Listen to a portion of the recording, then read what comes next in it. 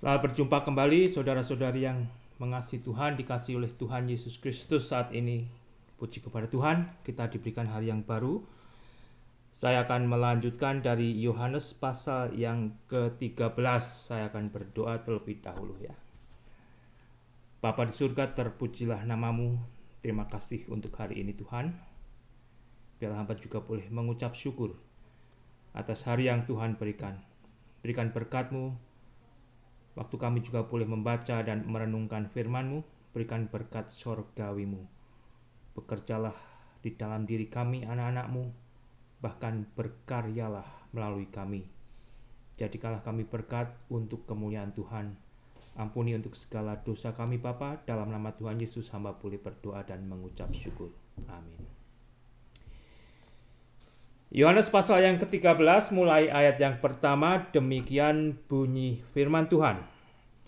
Sementara itu sebelum hari raya Paskah mulai, Yesus telah tahu bahwa saatnya sudah tiba untuk beralih dari dunia ini kepada Bapa. Sama seperti Yesus senantiasa mengasihi murid-muridnya, demikianlah sekarang Yesus mengasihi mereka sampai kepada kesudahannya. Di pasal yang ke-13 ayat yang pertama, kita membaca jikalau Yesus tahu bahwa saatnya sudah tiba untuk Yesus beralih dari dunia ini kembali kepada Bapa di sorga. Sehingga kembali dari waktu ke waktu kita membaca isi dari Injil Yohanes ini, kita membaca jikalau Yesus datangnya dari sorga dan Yesus akan kembali ke sorga.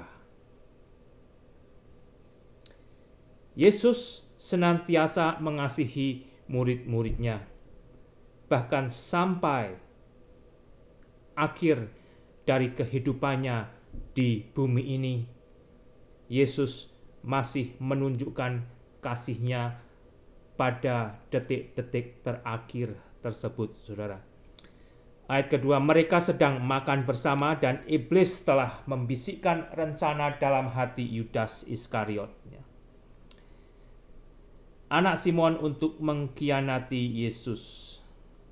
Yesus tahu bahwa Bapanya telah menyerahkan segala sesuatu kepada Yesus, dan bahwa Yesus datang dari Allah dan kembali kepada Allah. Yesus adalah Allah. Itulah nanti bedanya saudara kalau Anda membaca Injil Yohanes ini. Injil ini berbeda dengan kitab yang dimiliki oleh saksi Yehova. Karena Yesusnya saksi Yehova hanyalah sebatas manusia. Saksi Yehova tidak akan percaya jikalau Yesus itu adalah Allah, anak Allah, Mesias. Sehingga meskipun saksi Yehova berusaha keras agar diterima sebagai bagian dari kekristenan, sebetulnya saksi Yehova itu sendiri memang bukan Kristen. Karena tidak mengikuti Kristus, tidak mendengarkan perkataan Kristus. Tetapi mereka kalau ketemu Anda akan berkata jikalau mereka juga adalah sama dengan Anda yang Kristen. Itu adalah kebohongan. Kebohongan yang diajarkan oleh iblis, yang tidak diajarkan oleh Kristus.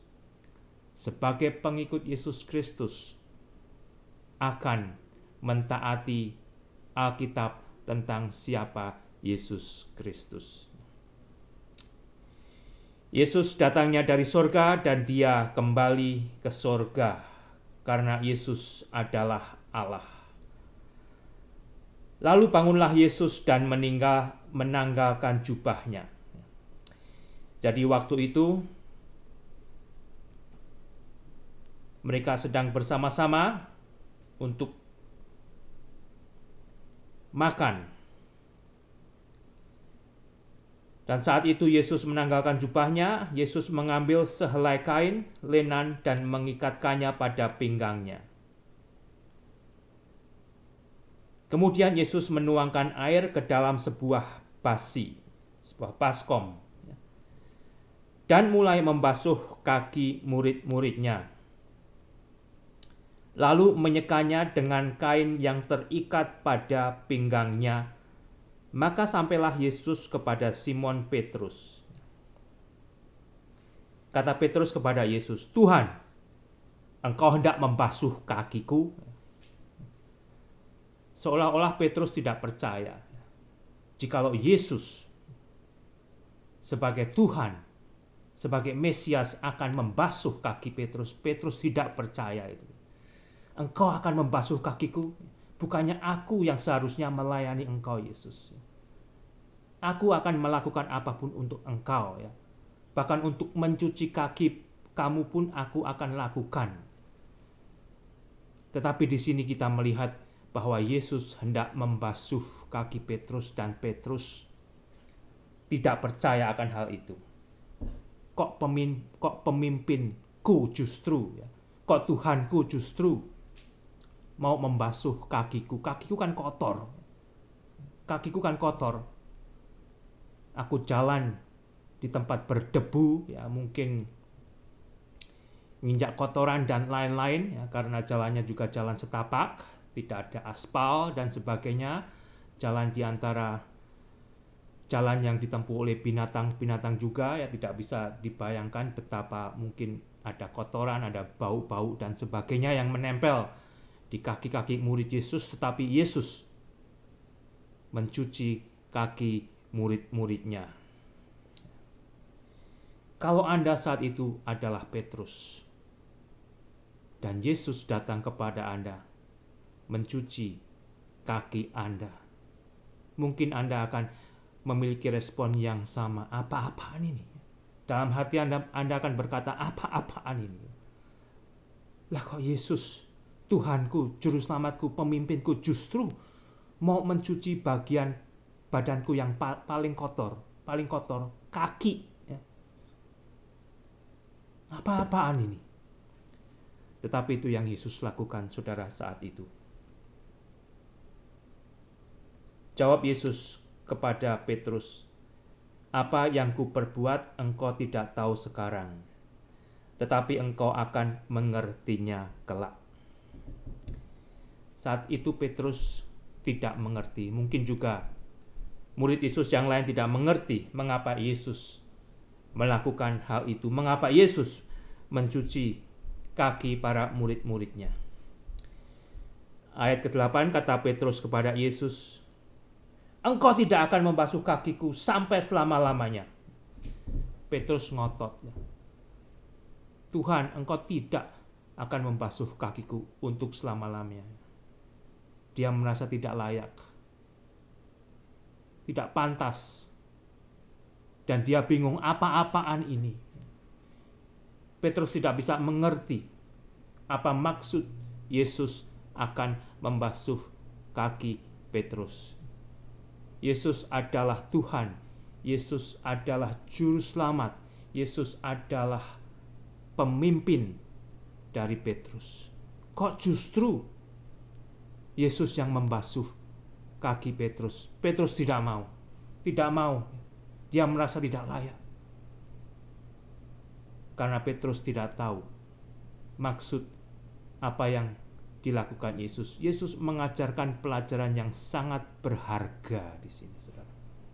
Bagi saya dan bagi saudara yang sangat susah juga untuk dimengerti. Bahkan sangat susah untuk ditiru.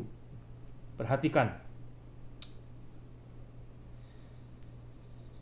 Setelah Yesus berkata, "Engkau tidak akan membasuh kakiku sampai selama-lamanya," jawab Yesus, "Jikalau aku tidak membasuh engkau, engkau tidak mendapat bagian dalam aku." Jawabannya membingungkan Petrus. Pasti membingungkan Petrus, ya. Justru Yesus menjawab, "Kalau aku tidak membasuh engkau, ya, engkau tidak mendapat bagian dalam aku."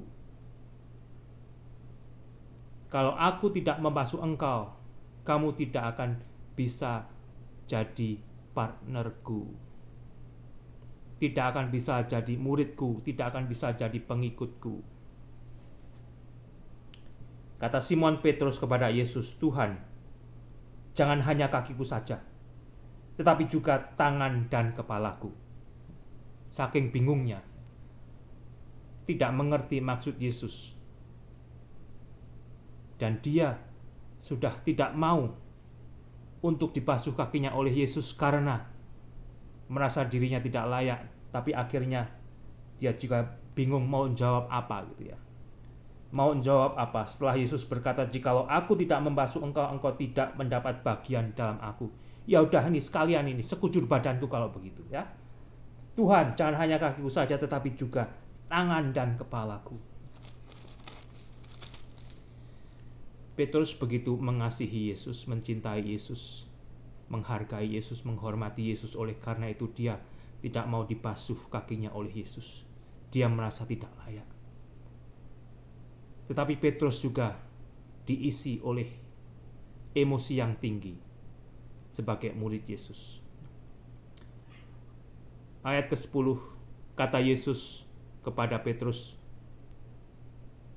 juga kepada murid-muridnya yang lain, barang siapa telah mandi, ia tidak usah membasuh diri lagi, selain membasuh kakinya, karena ia sudah bersih seluruhnya. Juga kamu sudah bersih, hanya tidak semuanya.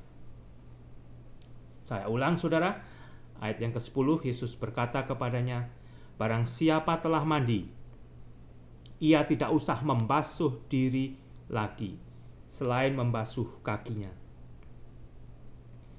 Karena ia sudah bersih seluruhnya, juga kamu sudah bersih, hanya tidak semua. Saat itu jikalau ada keluarga yang kaya, keluarga yang mampu, mereka mempunyai pembantu atau pegawai ya, untuk membasuh kaki tuannya, untuk membasuh kaki keluarga tuannya, untuk membasuh tamu-tamu tuannya yang datang, yang hadir di rumah itu. Meskipun mereka sudah mandi, karena mereka berjalan pakai sandal jepit, pakai sandal, dan jalanan saat itu kembali penuh dengan debu, penuh dengan kerikil dan kotoran.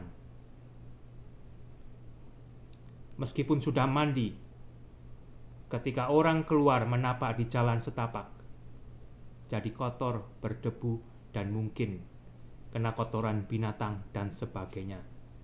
Jadi yang harus dibasuh memang hanyalah kaki, karena sudah mandi, atasnya sudah bersih, sudah mandi. Yesus berkata, barang siapa telah mandi tidak usah membasuh diri, selain membasuh kakinya saja. Ada pengertian yang lain. Murid-murid ini juga sebenarnya sudah bersih secara rohani. Mereka sudah mendengarkan perkataan demi perkataan Yesus, dan mereka sudah percaya kepada Yesus. Mereka sudah dibasuh, sudah mandi oleh firman. Mereka sudah bersih. Yohanes 15 pasal yang ketiga. Bunyinya demikian saudara. Kamu memang sudah bersih karena firman yang telah kukatakan kepadamu. Murid-murid Yesus ini sudah bersih. Tetapi kakinya berdebu, kakinya ada yang kena kotoran binatang dan sebagainya. Jadi kakinya harus tetap dibasuh, dibersihkan. Itu adalah ilustrasi saudara. Saya dan saudara sebagai orang Kristen sudah mandi, sudah dibasuh bersih, sudah percaya oleh firman kepada Yesus Kristus. Tetapi di dalam kehidupan ini, di dalam perjalanan hidup saya dan saudara, kita melewati debu-debu, bahkan kotoran-kotoran, bahkan mungkin kita menginjak tai kerbau, tai sapi dan sebagainya yang begitu bau menempel di kaki. Dan itu harus dibasuh, harus segera dibersihkan agar menjadi bersih kembali. Kita hidup di dunia yang terisi oleh dosa. Dosa itu bagaikan debu, saudara, yang bisa menempel, yang kalau tidak kita sadari bisa membuat kaki kita menjadi luka, sakit, dan harus diamputasi. Sebagai orang Kristen, kita belum sempurna. Kita harus menyadari, ketika saya dan saudara melek, sadar, pikiran kita itu tidak selalu benar, saudara. Betul tidak? Pikiran Anda tidak selalu benar. Hati Anda tidak selalu benar. Kita masih berbuat dosa meskipun kita sudah menjauhkan diri dari dosa. Dosa itu berusaha menempel pada otak kita, hati kita, perbuatan kita. Selain Alkitab mengajarkan kepada orang Kristen agar kita menjauhkan diri dari dosa, bahkan berlari ketika dosa itu datang. Dosa itu bagikan debu, ada di mana-mana. Anda pegang telepon aja, Anda buka Facebook Anda buka yang lain-lain. Banyak debu, banyak kotoran. Kalau Anda tidak berhati-hati sebagai orang Kristen, kotoran itu nempel di otak Anda, di hati Anda. Dan kotoran itu menyatu dalam kehidupan Anda, sedangkan Anda sudah dibersihkan oleh firman dan percaya kepada Yesus. Agar saya dan saudara senantiasa sadar, kita hidup di dunia yang berdebu. Kita hidup di dunia yang dibungkus oleh dosa. Meskipun saya dan saudara sudah diampuni Allah di dalam Yesus, meskipun saya dan saudara sudah dibebaskan dosa-dosa kita di dalam Yesus, di dalam pengampunan Yesus, kita masih hidup di dunia yang dikuasai oleh dosa. Sehingga kembali, silahkan Anda buktikan sendiri. Anda pegang smartphone Anda buka itu. Berapa banyak dosa yang Anda bisa saksikan melalui smartphone Anda. Dari kamar Anda sendiri, dari ruangan kecil Anda sendiri, Anda bisa menyaksikan dahsyatnya dosa itu, besarnya dosa itu. Oleh karena itu kita harus senantiasa membasuh kaki kita. Kaki kita, ya, meskipun badan kita sudah bersih, kaki kita ketika kita menapak keluar, kita menapak di jalan yang berdebu. Kita selalu datang untuk minta ampun kepada Tuhan atas segala dosa-dosa kita. Dan di situ juga kita disadarkan agar kita senantiasa menjauhkan diri dari dosa-dosa yang bagaikan debu ada di mana-mana. Yang bagaikan debu ada di mana-mana. Jangan justru Anda makan debu. Ya, aneh kan? Orang Kristen justru makan debu. Yang menyakitkan, yang akan membuat dia menjadi kotor. Itu saudara. Barang siapa telah mandi, ia tidak usah membasuh diri lagi, selainkan membasuh kakinya, karena ia sudah bersih seluruhnya. Juga kamu sudah bersih, hanya tidak semua. Tidak semua. Bicara tentang Yudas Iskariot. Satu tokoh yang menjadi pelajaran bagi kita juga. Yudas Iskariot telah dididik langsung, ditrain langsung oleh Yesus. Tetapi hatinya tidak pernah terpaut pada Yesus. Hatinya terpaut kepada yang lain. Dia telah bersama-sama melayani dengan Yesus, tetapi hatinya tidak ada pada Yesus. Apakah Anda juga ada yang melayani di dalam kekristenan tetapi hatinya tidak pada Yesus? Hati Anda pada uang, dan Anda akan mengkhianati Yesus karena uang yang dalam rupa-rupa kekristenan Anda layani. Anda bisa jadi tanda petik pendeta, pastor, hamba Tuhan, tetapi mata Anda tidak tertuju kepada Yesus, kepada uang, kepada kekuasaan, kepada kekayaan, atau kepada yang lain, tetapi tidak kepada Yesus. Itu akan menghancurkan Anda sendiri. Meskipun Anda sudah ditrain di sekolah teologi, mempunyai titel yang double-double, bisa saudara, bisa. Tetapi pada akhirnya Anda akan meninggalkan Yesus. Kalau Anda mendengarkan hal ini, kalau itu Anda, mudah-mudahan tidak ada. Biarlah Anda bertobat. Jangan sampai telat seperti Yudas.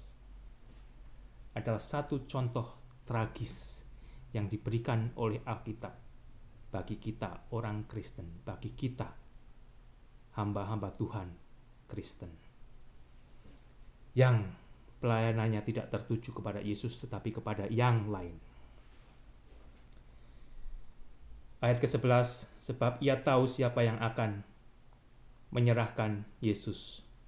Karena itu Yesus berkata, tidak semua kamu bersih. Tidak semua kamu bersih. Tidak semua mereka yang melayani Yesus sebagai hamba Tuhan bersih.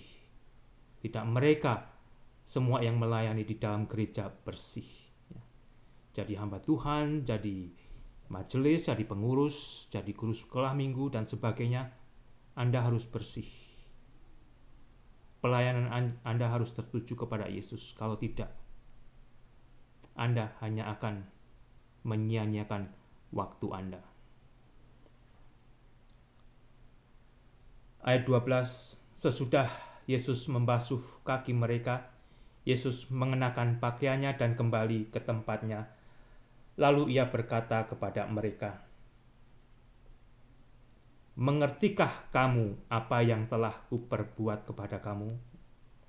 Jadi setelah Yesus membasuh kaki murid-muridnya itu dan Yesus kembali duduk di antara mereka, Yesus bertanya kepada murid-muridnya, mengertikah kamu apa yang telah kuperbuat kepada kamu?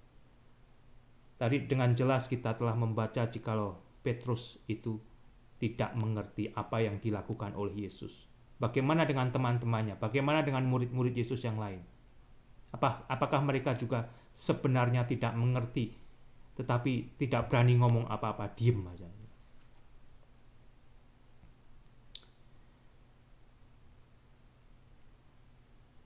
Kamu menyebut aku guru dan Tuhan. Ayat ke-13.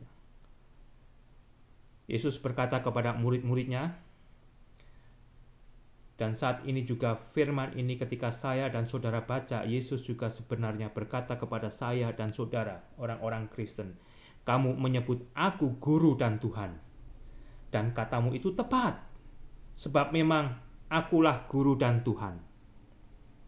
Jadi, jikalau aku membasuh kakimu, aku yang adalah Tuhan dan gurumu, maka kamu pun wajib membasuh kakimu. Maka kamu pun wajib saling membasuh kakimu, sebab aku telah memberikan suatu teladan kepada kamu, supaya kamu juga berbuat sama seperti yang telah kuperbuat kepadamu. Wah, ini contoh yang susah sekali, saudara. Betul tidak? Betul tidak? Ini contoh yang susah sekali. Anda tidak perlu melakukan hal yang Yesus lakukan sama. Anda tidak perlu ngambil air untuk basuh.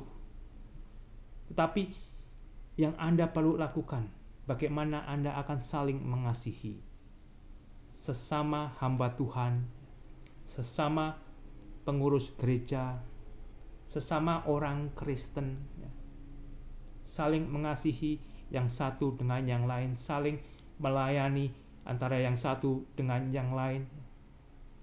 Jangan jadi pemimpin yang diktator.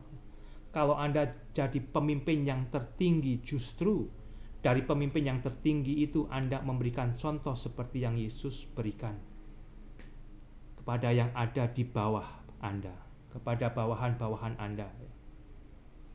Jangan justru Anda mau jadi pimpinan yang tertinggi untuk dilayani. Malah kebalik-balik gitu. Adakah hamba Tuhan orang Kristen yang justru dilayani? Jadi hamba Tuhan, jadi pendeta, jadi pastor, justru untuk minta dilayani. Itu tidak yang dicontohkan oleh Yesus. Dan yang dicontohkan oleh Yesus ini susah sekali, sulit sekali saudara. Sulit sekali. Kalau tidak disadari seorang pendeta, hamba Tuhan, pastor setelah terkenal, secara tidak disengaja mungkin dia bisa jadi diktator kecil sebelum jadi diktator besar. Hati-hati. Hati-hati. Semakin besar Anda menjadi pemimpin, semakin besar pula sebetulnya Anda sebagai pemimpin Kristen harus memberikan contoh seperti yang Yesus contohkan. Ayat 16, aku berkata kepadamu, sesungguhnya seorang hamba tidaklah lebih tinggi daripada tuannya, ataupun seorang utusan daripada dia yang mengutusnya. Jikalau kamu tahu semua ini, maka berbahagialah kamu jika kamu melakukannya. Orang yang tahu dan melakukannya berbahagia. Orang yang tahu dan melakukannya diberkati Tuhan.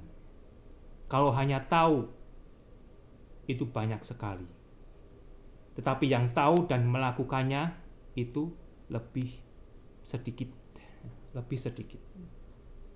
Lebih sedikit.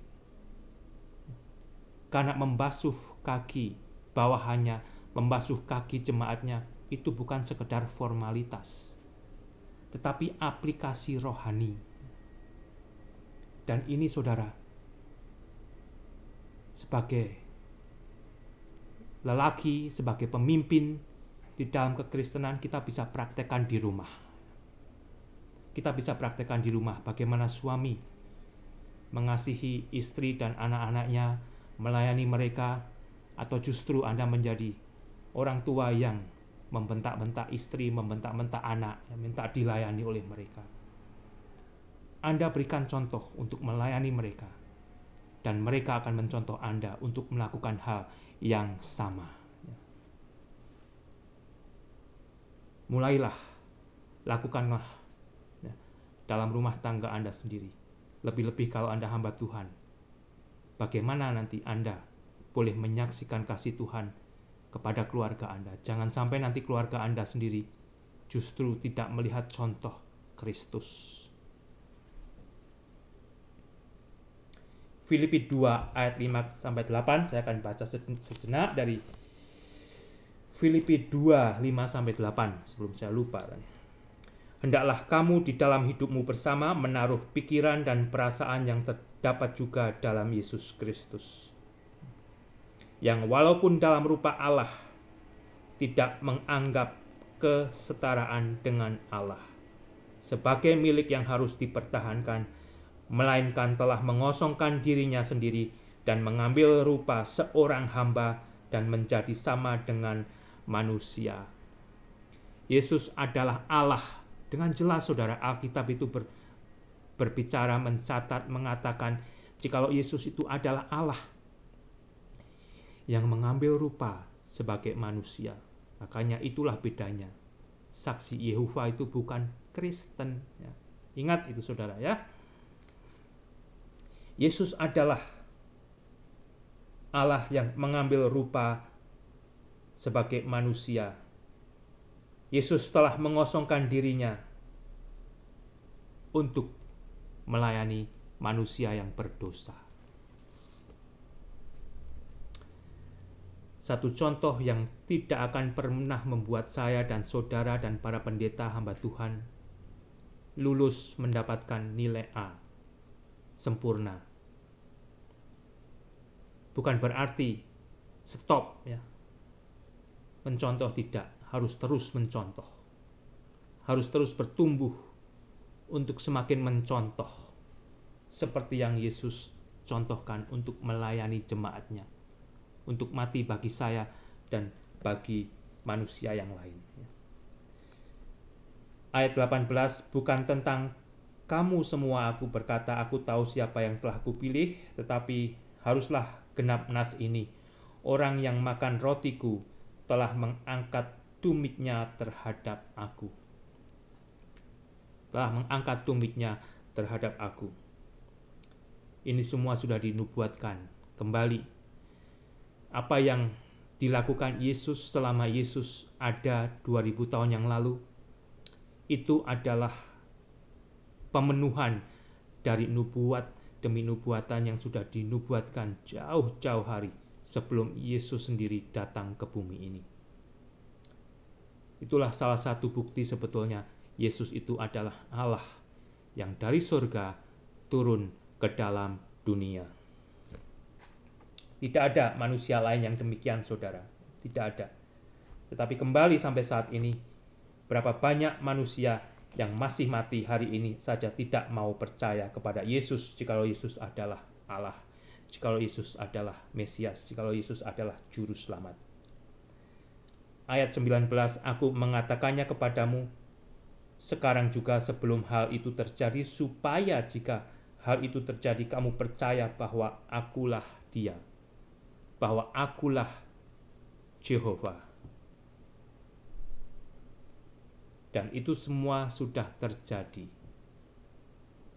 Apakah saya dan saudara dan Anda semua juga mau percaya jikalau Yesus sebetulnya adalah Yehova itu sendiri? Yesus adalah Allah yang hidup. Aku berkata kepadamu, sesungguhnya barang siapa menerima orang yang kuutus, ia menerima aku, dan barang siapa menerima aku, ia menerima Dia yang mengutus aku. Yesus sudah datang ke dunia ini. Yesus sudah mati sesuai dengan yang sudah dinubuatkan di dalam kitab-kitab Perjanjian Lama.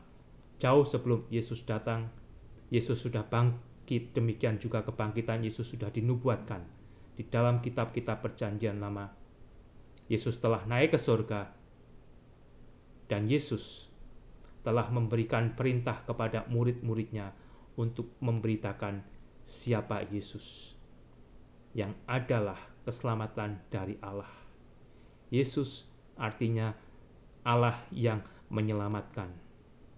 Yesus artinya keselamatan dari Allah bagi Anda, bagi semua manusia. Dan Yesus berjanji Dia akan kembali lagi. Dan kembali saat ini, saudara, adalah masa anugerah, di mana kesempatan itu diberikan Anda, diberikan bagi Anda untuk percaya dan diselamatkan Allah, diberikan kehidupan kekal, keselamatan, sorga di dalam Yesus Kristus. Tuhan Yesus memberkati.